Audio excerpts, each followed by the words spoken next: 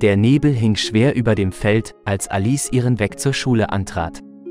Die Luft war kalt, doch die Sonne kämpfte bereits um einen Platz am Himmel. Plötzlich hörte sie ein leises Wimmern, das aus dem Gebüsch hinter dem Zaun zu kommen schien. Neugierig spähte sie durch die Holzlatten und ihr Blut gefror. Auf dem nassen Gras lag ein winziges Welpenbaby, so klein, dass sein Fell noch mit getrocknetem Schleim und Blut bedeckt war. »Oh mein Gott, wie schrecklich! Wer konnte so etwas tun?« flüsterte Alice entsetzt. Sofort spürte sie einen Stich in ihrem Herzen. Das kleine Geschöpf war so hilflos, so allein.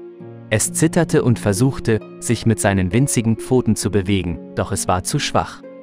Alice nahm ihren Lieblingssweater und wickelte ihn vorsichtig um den Welpen. Dann rannte sie, so schnell ihre Beine sie trugen, zur nächsten Tierklinik. Der Tierarzt, ein stämmiger Mann mit freundlichen Augen, betrachtete das kleine Wesen mit ernster Miene. Das ist ein Wunder, dass er überhaupt noch lebt. Er ist viel zu jung, um von seiner Mutter getrennt zu sein. Er musterte Alice eindringlich.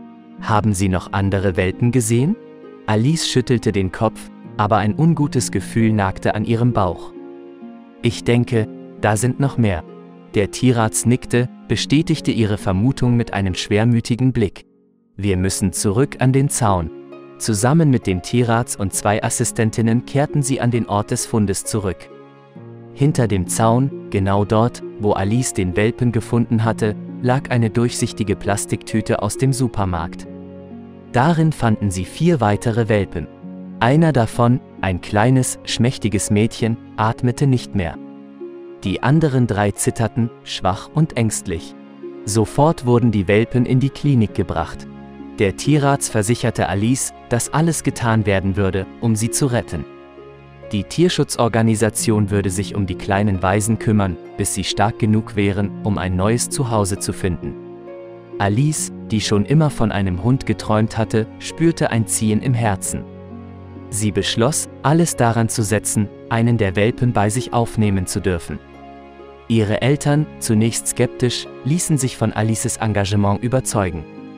Sie versprachen ihr, dass sie sich um den Welpen kümmern würden, wenn er es schaffen würde.